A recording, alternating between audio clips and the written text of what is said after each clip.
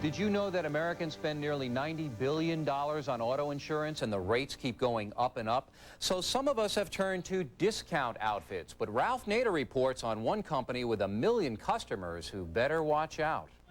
Head-on collisions, fender benders, speeding tickets. No matter who's at fault or how serious the violation, it can all add up to higher auto insurance rates. As Doris Lichter found out, it can sometimes add up to no insurance at all. After holding a policy with the Geico Insurance Company for 15 years, Doris learned her policy would be terminated. I was angry because I'm a good driver. I have no tickets in 35 years of driving.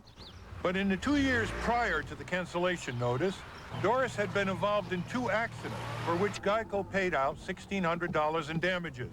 Although Doris wasn't charged by the police in either case, Geico concluded her driving record was now unacceptable for continued coverage.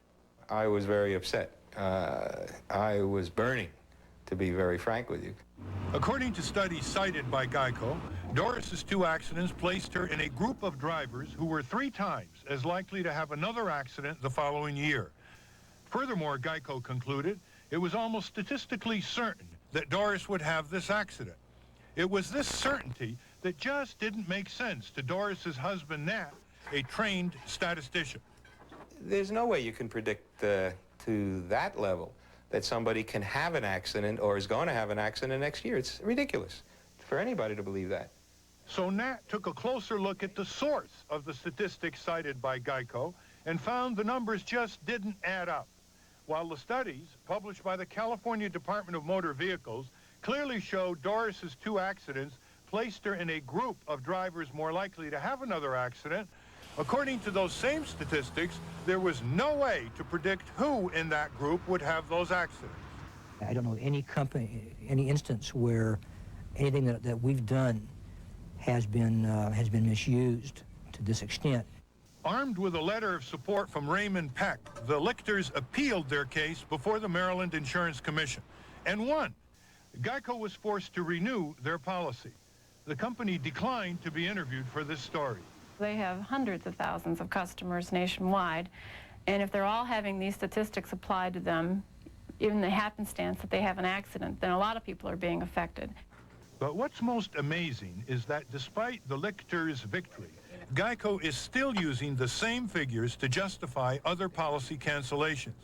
But now, instead of arguing their numbers can predict individual driver behavior, Geico says the figures can only be used to predict which groups of drivers will have accidents.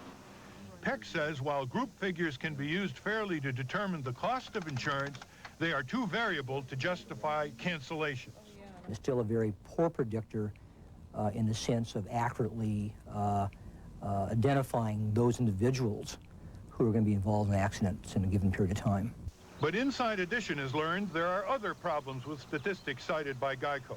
The company has used this table to justify canceling policyholders for a history of moving violations.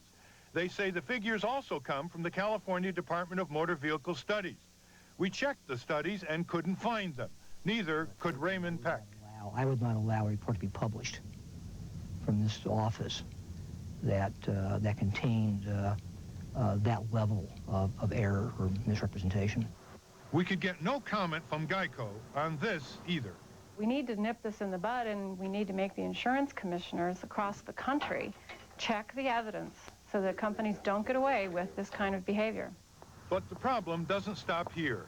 Steve Pequini also had his insurance canceled by Geico after the company paid a $90 claim, and Pequini received a speeding ticket for going 63 in a 55-mile-an-hour zone. It was a complete shock, total shock. But there's more.